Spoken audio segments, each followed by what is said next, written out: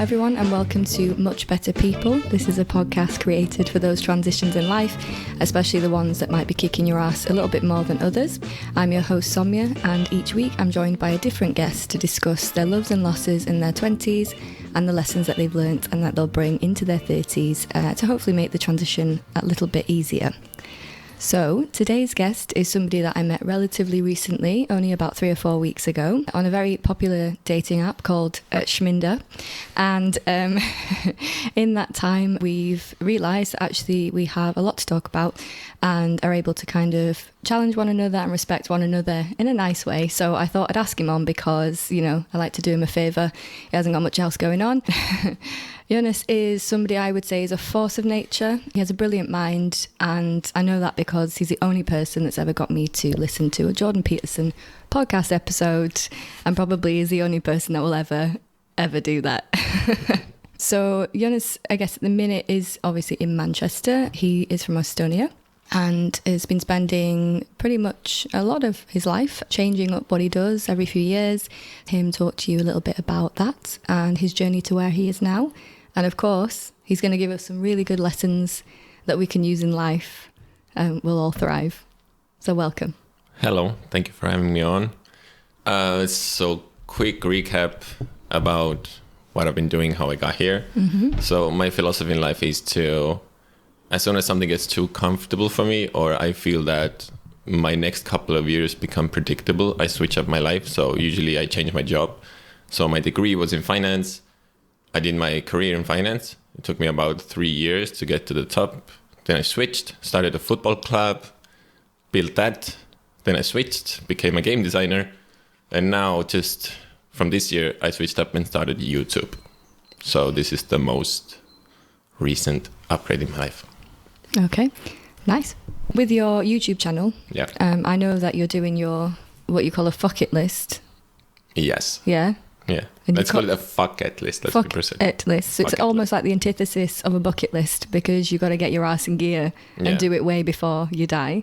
In short, it's a bucket list. Everyone knows what a bucket list is, but a Fucket list is a bucket list with a much shorter deadline. So I made a list of 100 things that I want to do before I die, which is a normal bucket list, but I gave myself 4 years to finish it. So I need to do 25 things per year, 4 years straight. And at the end of the 4 years, hopefully all of the 100 things will be off the list. So I don't see the point why wait until realistically, I'm not going to be doing most of the things on my bucket list when I'm 60 or 70 because health won't allow you. So if you really want to go after something in life, you got to do it now, not later. In terms of your kind of, you said philosophy to life, or the way you do things, you kind of switch things up every few years. Where did that come from? Because I suppose some people really like to literally put years and years and years and years into something. They feel like that makes you kind of an expert or really, really well rounded in that area. Do you agree with that? Or do you just think that you're able to achieve that in a shorter amount of time? No, I do agree. But I think it's important that you find what suits you. And some people are extremely not comfortable, but it suits them to focus on something long term and become an expert in something. It takes 10, 15 years maybe. For me personally, I've always been doing 4 or 5 things at a time since I was a kid, and focusing on one thing for a long time, it's just, I lose interest, I lose the passion for it, and then my mind just gets distracted. And I always kind of treated myself like I punished myself for it. Yeah. Until I realized that, like, what if I just go with it? I want to see what happens in my life if I go with it. And as soon as I did that, my whole life changed around for the better, way better. Yeah, okay. Yeah, I mean, I like it. I think that, you know, it affords you also the opportunity to just be really flexible. And I think sometimes as well, when you are stuck in one area and you feel like you can't do something, you then force yourself to continue. And obviously the enjoyment, but also the end product isn't necessarily going to be better than somebody that's just gone for it for, you know, a short amount of time. But it does sum up you really as a person, doesn't it? From what I've seen. Yeah, I think the overall, I guess 2022, and there's never been a time in history when you can personalize your life in every field. When it comes to food, when it comes to health, when it comes where you want to live, where you want to work, what job you want, what education you want to get. It used to be that you kind of had to go with whatever society was doing. and you didn't have a choice. But now it's like, if you don't personalize it, it's also a choice. It's not forced on you anymore. So I don't want to live in one country my whole life. I don't want to just have one degree. I don't want to do one job. I just want to do as much as I can, because I'm going to die. So I might as well go after everything that I actually want to do. Yeah. We're all going to die. We're all going to die. So are you going to die? But that's the beautiful part of it, because every time I talk about it, or I've always had like a different type of relationship to death, I guess, because I find not comfort, but like I find it empowering to think about death or discuss death. But most people want to avoid that topic. Mm-hmm. But for me, that's like one certainty that you have in life, because every single human being or living being on the planet who ever lived died, and they will. And it's like the inevitability of it is kind of, it sets you. It clears your mind, because if you avoid the topic or you don't want to talk about it, you're kind of living in this world of illusion, I think. And then usually people wake up way too late, in their 40s or 60s or 50s, when they're like, oh my God, my life is gone. What did I do? Yeah, no, I agree. I think death is one thing that literally unifies every single living thing.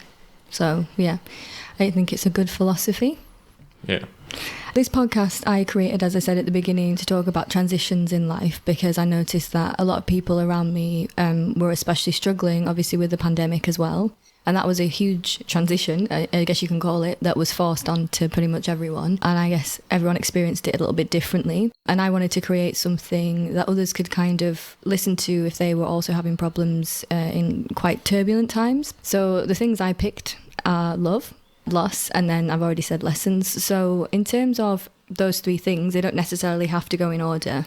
But have you had to think about one of the things you talk about maybe to do with love or loss in your 20s? In my 20s, I mean, let's go in order. I like order. You like order. You're orderly. So if we take love, I guess I'm a very detail-oriented person. So once we drop something like love on the table, my brain goes like, what do you mean by love? Like, what's the definition of love to me? What do I think the definition of love is to other people? What do I think it actually is outside of, let's say, just even mankind? Because everyone makes it extremely subjective what love is. If I talk about love with you, we use the same term, but we're not talking about the same thing. If you talk with your mother, or I talk to my mom, love is a totally different type of thing. So I guess I would say that, what do you mean by love? And then I can answer the question.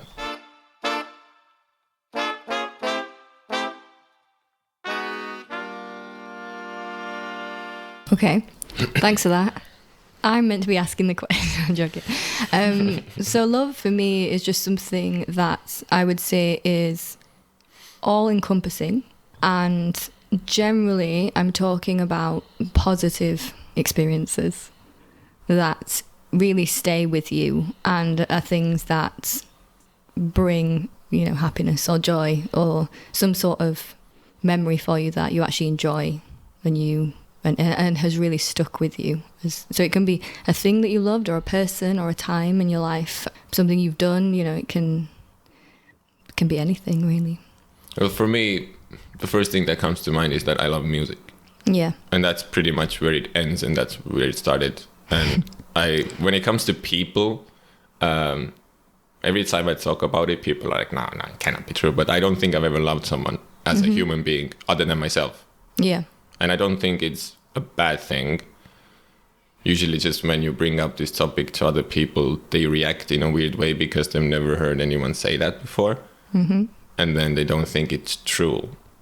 Okay. Yeah. But I do think it's true, because I see that people outsource love a lot. They don't love themselves at all, or like 10%. And they're trying to fill that void by trying to get other people to love them. But that's a death cycle. So for me, because I'm quite a rational person, love... Can we just say quite? Quite. So the topic of love is like, love has to give me something in a way that is sustainable. Okay. Usually other people, for me, aren't sustainable, because I rarely find people that are independent, and independent people can be sustainable, but not independent people, dependent people, and people who are, let's say, outsourcing all these things that they need in life outside of themselves, it's a matter of time when they just collapse. You know, something, even as you mentioned, the pandemic situation, these types of moments bring out the true self in people, because it's very easy to be happy and satisfied and smile when life is good.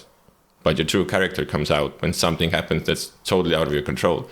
And like crazy big thing for humanity. It was a slight little psychological and like health related nudge, and the world collapsed. I mean, I loved it. Yeah, because you're an agent of chaos. For me, it was super interesting because it's very interesting to observe people at that moment, right? When that happened, I was super focused.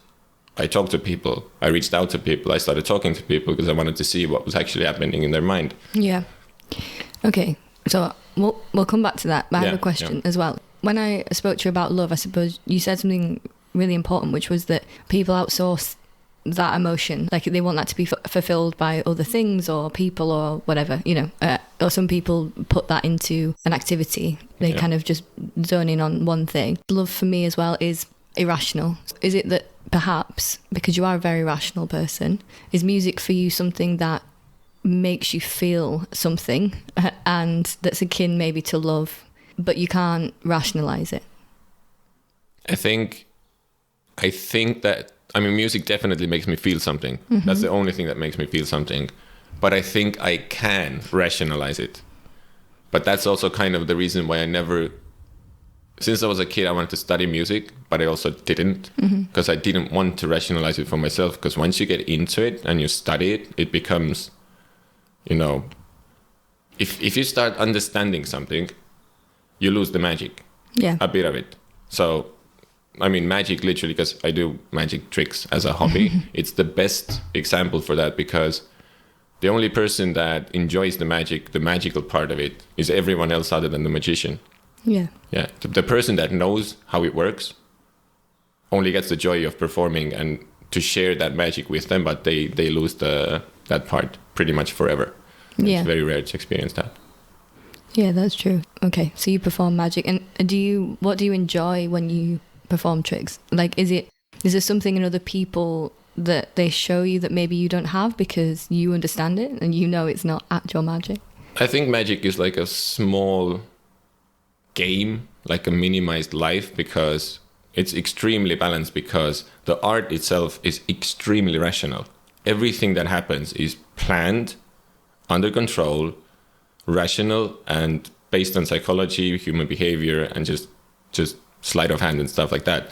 But how people perceive it is everything opposite of it, because they don't understand what's happening. And if they don't understand, your brain goes to emotions. Because if you don't, I think there's an extremely strong correlation between knowledge and emotional reactions. The more knowledge you have, the less emotional reactions you'll have. And magic demonstrates that extremely well. I can do a simple card trick. If there's one magician in the audience and 100 people who aren't magician is going to be like, oh, cool. But the 100 people can go like, oh my God.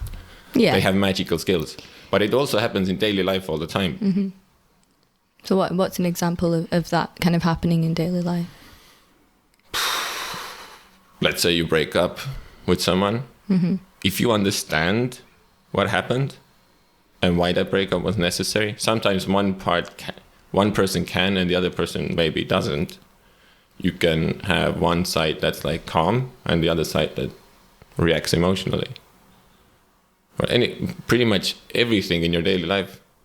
Even a conversation when someone, let's say, is having a podcast. And if the topic gets out of hand, or people feel cornered, or they feel that the topic is not their speciality anymore, they can start reacting emotionally in a way, and even get aggressive. That's also why people often, when they lose arguments, they go to emotional aggression or passive aggressive behavior. Yeah. So they try to compensate for the lack of knowledge. Yeah, that's true. Look at the politics in the States. Politics here. Yeah, later. Okay, so music. You would say you love music. Yeah. That's, I guess it's the only thing where I can say it without feeling that I'm lying. Okay. Or at least not being 100% true. So everybody else in Joonas's life, fuck you. They know. It's a joke. No, it's not a bad thing. It's just like I'm I very think it's a you thing. Yeah, I'm very pro honesty, and like I did probably like 20 years of my life. I did that. I said things to people that they needed to hear because I thought it was the right thing to do. But eventually, you're like, what am I doing? Because the funny thing, they're also gonna die if they're older than me, probably before me, and it's like, who are you lying to then? You know. At the end of the day, you're gonna be at the end when you're old. You're gonna be faced with the truth, anyways. Yeah. Probably on your deathbed, and then you're gonna evaluate your life in a couple of seconds, and you'll know exactly if you were truthful to yourself or not. Yeah, definitely. The other thing about you then, which I appreciate, is that there's never a question of if you're being honest. So, and I guess, I've got off lightly so far. So, in terms of music again, if we bring it back, I know Michael Jackson is somebody that you... Who's that? Just adore? I don't know. What's the word? I know you love music, generally. Respect. Yeah. Like authentically respect as a human being. Yeah. Would you say he's one of the first artists that you ever saw that struck something in you? Like you watched on your tiny TV and... For sure. I mean, I remember I was like 6 and my classmate had a cassette and then he borrowed it to me and I was like, oh, I mean, it was bad. So it kind of looked cool. I was like, I can't wait home to fucking play it. So I went home, put it on, pressed play, and then Dirty Diana started. And I just remember that was the introduction, and I was just done. I was in it, and I've heard that song probably like 5,000, 10,000 times. And the thing is, what got me was that, I mean, I'm detail oriented now. I was detail oriented person as a kid, and it's just the amount I understood, even as a kid, that the amount of effort that went into every song, because I could listen to the song over and over and then discover more things and take it apart, and you listen to it again, you're like, Jesus Christ, something new. Mm-hmm. And that's what really like pulled me in, because I mean, pop music, is like the average person. What you see is what you get. Yeah. But it's true. Don't hate the messenger. And it is true. Yeah. It is true. It's like fast food, bland taste. I'm McDonald's. English food, bland taste. Okay, I'm not gonna go there. Anyways, so what really pulled me in was that it was different, and it was like in depth, and you could understand that he didn't create music for other people only, in the sense that I'm gonna create something that other people will like, but he had to do it perfect for himself. Yeah. And that really got me, because that was, I think, my first introduction to like world-class perfectionism through music. So I think it's a combination, really, isn't it? Because you said that even as a child you were very detail-oriented. So seeing somebody manifest that, and it's absolutely incredible and really successful as well, it must have been like maybe a moment of reflection for you, even though you probably wouldn't have thought about it like that because you're a child. But maybe, I don't know, you're a bit insane. So maybe 3-year-old you was like, oh, yes. I mean, I mean, when you're 6, I guess the different thing is, even when I think about my past, everything that's music related has an emotional trigger in it. And if I think about other things, like, I don't know, people related stuff or school or something, they're just like data. But everything related to music has something in it for some reason. So I don't know exactly why that is. And I don't want to know, because I want to have that, joy in life, I guess. Yeah. And I can't say what my exact thought process was when I was 6. I just remember the moments where my light bulb went on. Lovely. Lovely. I really like that you brought music as one of your loves, because it's not necessarily something I've had yet.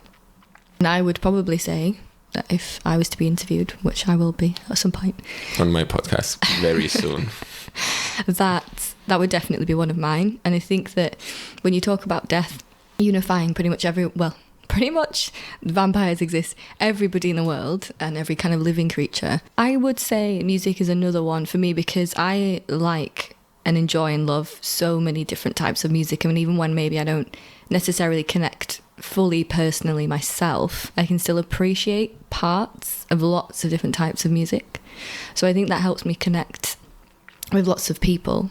But it is great because I would say you're somebody that I met that it has that kind of additional layer to it when it comes to music, particularly because again, I think it's the detail orientedness, but it's the appreciation, I think, as well for the musicality and the effort and the time and the kind of sacrifice that musicians put into their work.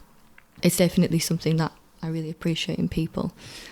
So yeah, thank you for sharing your love of music.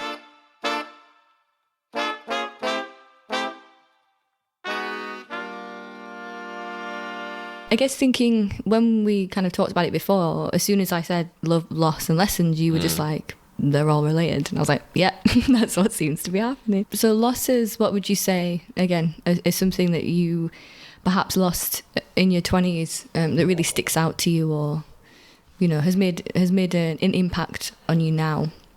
I mean, my mind goes, first place where it goes is death. But I guess I've been fortunate enough not to be surrounded by death and disease and horrors, because probably God loves me so much.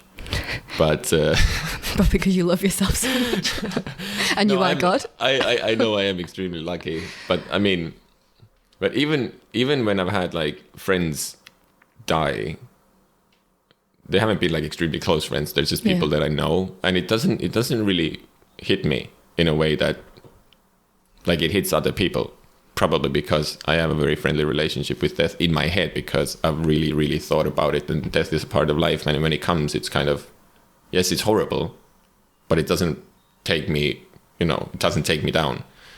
Yeah. So in a weird way, I'm kind of expecting someone close to me to die, so I'll see how I react. Which is a horrible thing to say, but it's true. Okay, so death is a big one. Sorry, what were you going to say? I'm saying it's like my family members are not very happy when I say that, because I have. Anyways, yeah, but death is not related to loss to me. I guess there's just one example. So when I was 6, I discovered Michael Jackson. When I was 7, Michael Jackson came to Tallinn to perform for the first time and the only time. I was 7 years old. Of course, I wanted to go. Of course, no one took me. So, like, I grew up just, his music was kind of my savior. So it's like, I know it's a very distant and impersonal relationship, but it is still kind of personal. And when in 2009, he was supposed to have his last tour, to have 50 concerts in London at the O2, I just bought the ticket. I took a loan to buy the ticket and the flights and everything. Wow. Like, I went to work during the summer because I had to be there, and I went with my good friend, who is also a very, very, very kind of a crazy fan like me. And then 2 weeks before the tour started, he died / was murdered, let's be precise. But that hit me. Like, that's probably the closest I've been to almost crying when someone dies. Because it's not about him in the sense that I don't know him as a person, but it's what he represents to me and what was taken away, so close to almost getting what you want. So, and even overall, it's just every time a musician dies that I want to see, that hits me like way harder than anyone that I know. Yeah. Yeah. So, I guess that's... And the other thing with loss, I would say, is time. I'm extremely conscious of losing time or not being efficient with your time. So if you say what I lost most in my 20s, time. What I will lose most in my 30s, time. And eventually you'll literally run out and then you'll die. That's a fact for everyone listening. So yeah. So watch out. Watch out. Sooner than others. You can run, but you can't hide. From Joonas. Yeah. Okay.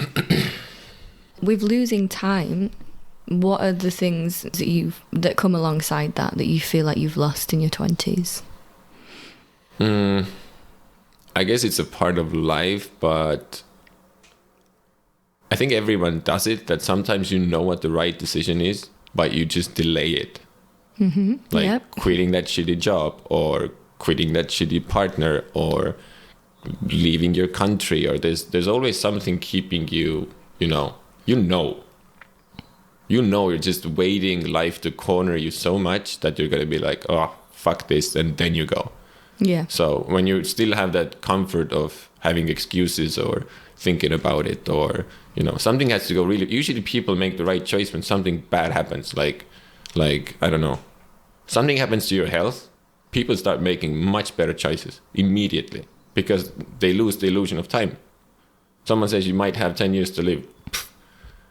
They make they get rid of the wrong people. They get rid of everything that they don't need because they know that their time is limited. So I think in the beginning of my 20s, I definitely was in a relationship that could have lasted way longer. And I knew exactly when I could have ended it, but didn't, because I was like, I'll just put the extra 20% in, but that's a waste of time because I wasn't winning anything from it. Yeah. But she was. I was just about to say, and neither was she. No. Come on. Yeah, so I guess time is actual measurable loss, both emotionally and physically, because like you will never have it back. Yeah. Well, thanks to medicine, at least, like our life expectancy is so much better now that we can live up to 80 or 85 or 90 or even 100. Even if I'm going to be 60, maybe some medical invention is going to give me extra 30 years. Right? I have no doubt. You'll be 90 in fucking night. Oh, for sure. Oh, I'm just going to lay there. No, but it's I think it's bad in a way because life expectancy is going up, but I don't really see people doing much with their time. Yeah. They're just like, they're pissing life away because... Sorry, no, I actually think that's valid, but it just made me laugh the way you said it. Yeah, because it's I don't know, whatever you have too much of, you appreciate per unit less. Yeah. And if you know that your life expectancy is 50 years, right, you're going to be like, oh shit. And if you know that you'll be like, oh, I'm going to live to 120 and then I can tweak my genes soon, it kind of takes the pressure away from putting in effort all the time. Yeah. This is very When do true. you think you're going to die? I'm going to die when I'm 70, everyone. Do you know the exact date? 12th of July. It's going to be sad because I want to die on my birthday, but it's going to be just 4 days early. Just to really fuck me over. That is disturbingly precise. Yep. Thank you.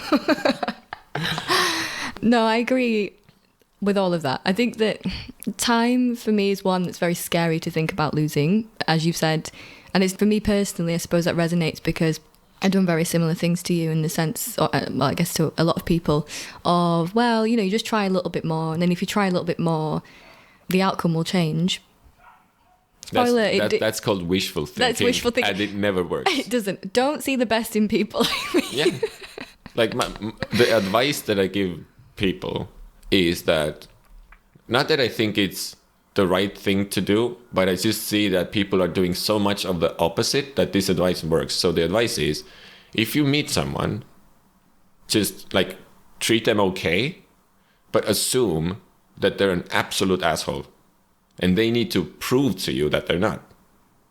Because people do the opposite. People are like, oh, everyone's nice. Everyone has their, they want good for you and blah, blah, blah. No, they don't. Look at your family. Every single family is abusive as fuck. People just don't want to talk about it. If you put it like family meetings, it's like a circus because everyone kind of knows each other, but they don't. And because the roles are so important in your life, like rarely truth really comes out. And when truth comes out, there's like, how do you say? It's easier to avoid the conflict and the actual deep discussion. And people do it with family, people do it with friends. And in a way, the closer the person is to you, the more difficult it is to be honest, because then you're going to have the consequences tomorrow. And that's why people feel extremely free to be honest with me, because I'm just a random guy that they just met. And then they open up because they need to, and they want to, and they think there's no consequences. That's what they do with me, and then I make them come on my podcast. I wanted you to invite me. I know. I actually knew you have a podcast. That's why I was like, that's the girl with the podcast. I did not put that on my profile, thank you. But I know some people who know some people. Yeah, so I think it's useful to think about the loss of time in a more of a concrete way, like you've described it, you know, with examples, because I think people in general, obviously not everybody, do just think, I'll be in this job for a bit or something, like an example like that, and then I'll go. And the reason I bring that up is because I've done that. So, I mean, I love my work and I'll continue to do that as a career, I hope, and I think, because it's, you know, I really, really enjoy it, challenging. But I've never enjoyed being in one place and sitting in an office with overhead lighting that give me migraine. You know, like just sitting in an office has never been something I've liked. But I guess I've always accepted that. You know who else hasn't enjoyed it? Nobody. Ever. I know. But some people, or I'd say even maybe the majority of people, don't even really voice that. So it's almost like a consequence of having a job. So I'll complain about it because I know I don't like it, but I started to be really annoying because I wasn't doing anything to change that. So I think there are like layers of recognizing when you're losing something, and it's just if you're able to pull it, firstly recognize it and pull it to the forefront, and then actually do something about it. But it's been kind of motivating, I suppose, meeting you in the sense that I already had the plan, so I already knew what I wanted to do. But I did kind of, you know, the pandemic happened, and then, you know, and you just kind of keep making, I guess, coming up with reasons that you can't do something, or responsibilities that you have. But yeah, no, I think reflecting on that, I've also lost time and can kind of relate to that. So I'm excited to not lose any more time. Well, one question, what do you expect to gain or win from this year? Okay, let's from next year, whenever you're gonna fuck off, yeah. What do you expect to gain from that? Sanity, health. That's very good. A life. Latest research has shown that having a life is important for your health. I would say sanity in the aspect of, I think I am myself now, obviously, but I think I can embrace other things about me that maybe I wouldn't hear because you shouldn't, or it's not really that acceptable, or maybe I don't really know how. But I think just a bit more of a peace of mind, and also being forced to solely rely on myself, essentially. Yeah. Because here, obviously, it's easy, you know, you have family, you have friends, you have people around you, which is great. And of course, you can still rely on them to an extent emotionally, but physically, I won't, you know, I'll just have to rely on what I have, which is my brain. That's it. That's enough. And yeah, so I was joking a bit, but sanity is one. And health, I think, is another, in the sense that it's just England, isn't it? Like, it's shit. It's just... Let's be direct for a while. Your food is shit, your weather is shit, your culture is shit, and nobody talks about it, and everyone's too polite to criticize it. Exactly, we say sorry all the time. You say, how many times have I said sorry? Even the bus is out of service, it says sorry. Not in service. But it's like, there are good parts that I like here. But there's Name one. Music. You do have concerts and stuff. I don't really like the people who go there. But there's something in the UK that you can't really criticize anything in public. Yeah. And I experienced the same thing in Norway when I was living in Norway. And it's this, you know, welfare countries are kind of like there is no such thing as a fucking welfare country. The most rich countries are the most unequal countries. Just take a bus to any suburb. Yeah. Or just leave the biggest cities. Like if you're in Norway, people have this ideal of Norway. It's fucked up, and also nobody talks or criticizes that. Yeah. And here I see a bit of a similar thing. I always bring this comparison. By the way, UK, I call it useless kingdom now after living here for 6 months. It's debut album is out soon. Losses, I feel like we've covered. Back to you know, the point of the podcast. Yeah. No, that's fine.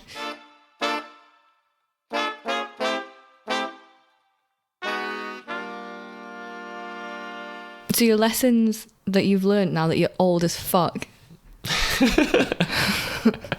I actually feel way younger than I'm. You feel younger than me. I mean, I know you're only 2 years older than me, but you have a youthful spirit and I do not. When I was 23, 4, people thought I was 30 plus. Yeah. Because of the job I was doing, and I dressed different, I talked different, I represented the company and I had to be very finance guy. Mm-hmm. And now it's the opposite. It's like I'm a kid, but I'm not immature. Yeah, I think that's what I mean by you seem younger than me, because I am. I mean, who doesn't? A bit. I am kind of like a child. I literally was just spinning in circles the other day. But yeah, I feel like I burden myself more than I should. That's why you feel more youthful, because you actually don't give. But like, not that you don't give a fuck. You are literally doing the same thing that I was doing. Yeah. Because I started solo traveling, like when I was 26. I think I went first time. I just went alone because I was like, I've always wanted to go alone, but somehow you're like, oh, you go with someone. It's like, fuck that. And you're doing that now. And when you get back from your trip, I hopefully never to the UK. Whenever we meet again after that trip of yours, you're gonna be not a different person, but for sure, you let go of so much shit during that travel because you understood that you've been carrying around so much garbage that is not you. Yeah. And during your solo travel, you're just going to come back and be like, and then you're going to be like me. Like you. A much better person. And that's the end of the podcast. Thank you. Oh yeah, I forgot about that. But I do think it's like it goes for me and it goes for you, and like I've pushed my friends to do the same, and I've pushed my sister to do it. I'm not pushed, but just motivate. Just an example. And it works with everyone. Yeah. No, I think that for us the timing was very good. Yeah. Of meeting. So, okay, so we think about your lessons then. Mm-hmm. What have you taken from being from a decade? From a decade. And also specifically, what have you taken but you find helpful now that you're in your early 30s? I mean, I think I can't say the most important thing, but it's extremely important to just don't focus on other people. Like I don't know where it started. I don't know where it came from, but the values, not even values, they're like how we're brought up and taught what you should pay attention to in your life as a kid and as a teenager and as a grown-up. It's like, it's just horseshit. It's literally horseshit, because how many people, when you're 10, and then you have this view of, oh, what it's like to be 20. By the time you're 20, you're like, oh. And then when you're 20, you think that 30 is going to be that. And when you're 30, you're going to be 40. So you're always kind of like, there's a distance where you think like, oh, now I got it figured out, or now I understand life better. It's the opposite. And we're not really, we spend so much time, we're getting educated, but we're only getting educated for a profession, if even that, right? And nobody really teaches you how to live. Focused on yourself, and like to figure out, the most important thing is to figure out yourself. And it's I mean, how can you do that? Read some more. Now listen to podcasts, listen to more podcasts, and just take time for yourself. Don't scroll away your life. I'm not saying that social media is bad. I'm just saying that you don't have self-discipline to go in there and get the useful stuff for you, because, if you don't have self-discipline, you're going to see it in your relationship. You're going to see it in relationship with your family. You're going to see it at your job. You're going to see it everywhere. The most important thing is to get your values and your skills and yourself like set for life. And once you do that, like everything will change. Yeah. Everything will change. And it's like, I've seen it with myself and my friends and strangers. And if you read about history, or even the problems that people used to have, it's the same stuff. We're still struggling with the same stuff. What am I supposed to do? who am I, who's going to be my partner and family. It's the same story for thousands of years. And as Paul Simon said, who's going to be my role model? And my role model is God. No, I completely agree. That's actually extremely important, because I just figured out that when you're a kid, it's fine to have a role model, almost like an impossible role model, because I played football when I was growing up, and you have a role model that's like 1,000 times better than you, but you don't care. You still mimic what they do, and you still aim that high. And then as you get older, at some point, you just lose role models. Or your role models are like your parents, which is not a very good thing 99% of the time. And when you're in your 20s and 30s, right? If someone's 35, ask them, like, who's your role model? Mostly it's just going to be like, what do you mean? Myself. Hopefully not. But it's like, it's so important to have that, someone that you look up to, like a mentor in life. I think, I'm not sure, but I think it might be more of a cultural value, I don't know, in Japan or something, where tradition or like, there's more long-term perspective to even businesses, write business plans for 100 years, not 5, because you need to think ahead. And like, everything in Western society is like present and be in the moment and do this and instant gratification. That's what we're going to say, instant gratification. Yeah. I think that plays a big role, and obviously that's literally what social media is, isn't it? Yeah, so, it's extremely important, but it cannot be your default setting. Yeah, it's more of a treat. Yeah. But I think when you said about reading and listening to podcasts and things like that, I mean, it is very important. And I suppose one of the things for me was that when my value system did break down at a certain point in, a couple of years ago, I realised that I was reading less, I was learning less, I was reflecting less, was spending less time alone, which is really important. And I was just listening to too many people and too much shit.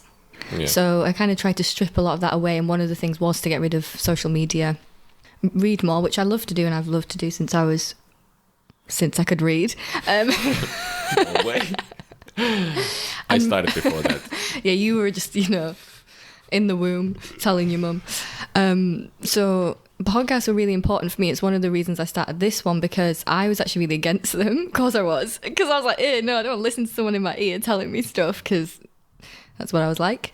And then I started to actually listen to some that were to do with failing. Because to me, failing was like the worst thing ever, and everything had to be perfect and executed really, really well. Like the setup of this podcast. Yeah, which I did, and it's all me, and I didn't have any help. So I've mentioned before, I think I talked about Elizabeth Day's podcast, How to Fail, in the trailer as well. But it was just amazing, because she gets these people at literally the top of their field, and all of them are just like, failure is inevitable. So if you don't have the character first to recover and to build yourself back up, then you're not going to be successful either. So then that just kind of slowly started to unpick something, and I guess I kind of always sort of knew that, and it was expected, but I hadn't really put the time and the energy and the effort into actually saying what I feel, like what I really feel and think. And even now I don't really, I hold stuff back because it's rude. I'm sorry. But yeah, no, I think your kind of lesson there is just really, really important, and one that everybody can take and apply and needs to. Yeah, I think I went on a bit of a rant, which is what I usually do. But that's fine. But it's like, I mean, that's kind of how my mind works. You can ask me a question, and then it takes the next step and the next step and the next step, and then I'm like, what was the question? But somehow I end up somewhere. Yeah. But to put it like maybe more in a practical way, I would say that I'll mix it with something that you said. Like, don't listen to random people's opinions because they're random people. And also, don't listen to the opinions of people close to you because they have an agenda with you. If your mom tells you, no, stay home, she tells you that because she wants you to stay home, right? Not that it's best for you. So yeah. I have this new kind of thing that I've been playing around with for like 3-4 months. And it's like a practical way to help you make decisions. And I use it all the time. So it's just 3 questions. What do you want? what do you need, and what's best for you. And those three things are super different. And if you are, let's say you quitting your job and going to travel, is what do you want? What do you need? What's best for you, right? Mm-hmm. You know, definitely it is best for you. That's definitely what you need in a way that you said. You don't feel that you want to go. You have to go. Yeah. And the one part, you definitely want it, but also want is usually where the fear is. It's like, oh, maybe I should stay, you know. Oh. Mm-hmm. And when you take something superficial, like, I don't know, want is like in the moment sometimes, and best for you includes like, yes, you might be suffering for some time, but you're going to be better off in the future. Mm-hmm. So I use it to make much better decisions. Fucking hell. You've done more advertising for this podcast than I have the whole time I've created. She pays me. I do not. Nobody does. He pays me. I think that's really important, and that's a good lesson, I think, to end on, unless you've got any more lessons for us. I might drop a question for you. Yeah, go on. Let's see where my mind goes. Just a random idea. In your 20s, what would be your advice to people listening? What they definitely should not do, or they should avoid, or be careful with, be aware in the 20s.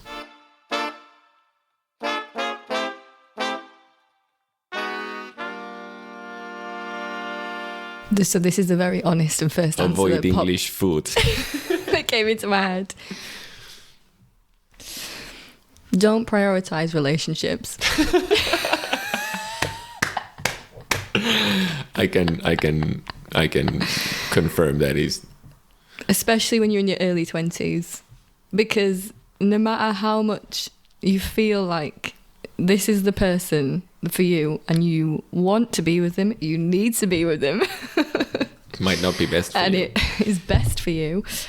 You've not a person really yet. You've literally just been a child, and that's just like pre-starter mode of your life, isn't it? So I think for me personally, I mean, ultimately, who am I? Do what you want. But I think it would have been really important for me to have not done that. And I did, in the sense that I had all my 20s pretty much in a relationship. So I was on the extreme other end. So maybe there's an in-between. But I think for me, there isn't, because anything I do, I put like my full effort into. So I just don't think, for me, it wasn't really a compromise. It was a sacrifice. Sorry to the two people. I mean, one of them is kind of inspired. I mean, they won more than you did. They won. Out of it. You were probably out of their league. So they were like, jackpot, but you were like, settle. Yeah. And that's usually what women do, unfortunately. Yeah. And I suppose specifically to being a woman as well, just be a bit more like a man in the sense of, I see it all the time where, for the most part, we're thinking about roles. I don't know how, again, I'm doing what you do. I'm thinking about roles in society. It's like, fuck the other person. Like, somebody wants to be in a relationship with you. Yeah, probably because you're great and you're doing a lot for them. But that doesn't mean you need to be with them. And even if it's a really happy relationship and you're having a lot of fun and doing all the things you want to, it still doesn't mean that you need to be in a relationship. Yeah. You can do that with people that you're not in a stereotypical relationship with. There's another thing that, like, how I like to think about it in my head is like, if you cannot control yourself to have a friendship with someone, right? If your default setting is like, oh, I like someone, I'm going to have a relationship with them, and it turns into something romantic and then you have sex or something. If you cannot control not having sex with people, like, think about that. Like, that's not a very sustainable long-term strategy for life, because you're just going to be, it's not that you choose to be in a relationship, you just end up being in one. Yeah. And then you also end up ending one. It kind of like, it happens, and then the breakup also happens. You have no control. So you need to like focus on having friends around you, because your friends will stick around. Your boyfriends and girlfriends won't stick around because there's plenty of fish in the sea, and you're one of them. Yeah. And just one more thing, when you said about you happen to be in a relationship and you happen, so it's the thing of being passive as well in your own life. even when you don't really maybe think you are being passive, you probably are just letting things happen to you. So it's good to get a grasp on it. And actually, someone I know was telling me that their therapist said to them, you know, they were talking all about things to do with being in a relationship, they're in their early 20s, whatever, and the therapist was like, yeah, no, that's absolutely fantastic, your partner sounds amazing, you still don't need to be with them. Exactly. It's like this, just because you see a nice car on the street doesn't mean you need to buy it. And you can also go for a test drive and you can love the car. It doesn't mean you need to buy it, because as soon as you buy it, probably you don't have 60K in cash. You're going to take a loan and then pay for it for the future, and then you're stuck with it. And that's literally what people do, because they emotionally invest themselves in the future, right? You don't have the emotional capacity at the age of 21 to, right? You're not going to buy the house or buy that person emotionally for yourself. You just have a tiny bit of yourself to give away, because you need to work on yourself. Like your brain is not even fully developed until you're 21. You definitely shouldn't have a kid when you're 17, because kids are having kids. That's an issue. It might even be 25, you know. Oh, it might be even 40. It might be never. So, Yeah, no, I think that's probably, if someone was to ask me, especially a girl or a woman, that's probably what I'd say, and take responsibility for that as well, because I should have done that earlier too. Oh, let's get into the topic of personal responsibility. Let's get that engine going. I think that's important too. Yeah. So I guess the last thing is, did you think of a much better people moment? So a much better people moment. I don't think I have one. I've probably caused a few, but I don't remember those. Oh no, this is what I wanted to know, because it's gonna be hilarious. I don't really remember. I would say that I feel like you're more of a person to inspire this podcast than to do this podcast. But I think I probably caused a few moments when I was younger, because when I was younger, I was like, I didn't really understand social dynamic that well, and I pushed, verbally way further than I should have. But now I have it under control mostly. But like, I am fully aware of what's happening, and I don't try to on purpose hurt people. Of course, yeah. In a way. And we discussed also that those moments are in a way only possible when the person authentically doesn't even understand what they're saying. They think it's fine to say it. Yeah. That's what makes them more tragic, because they're not even actually trying to hurt you. They're just so clueless. Yeah. If I say something like that, I do it on purpose. So it's not the same. It's not the same. I can't wait. But probably in a weird, fucked up way, even me saying that, I'm trying to teach you something. There you go, ladies and gentlemen. Joonas has taught us so much today, and it'll continue. I don't think I have.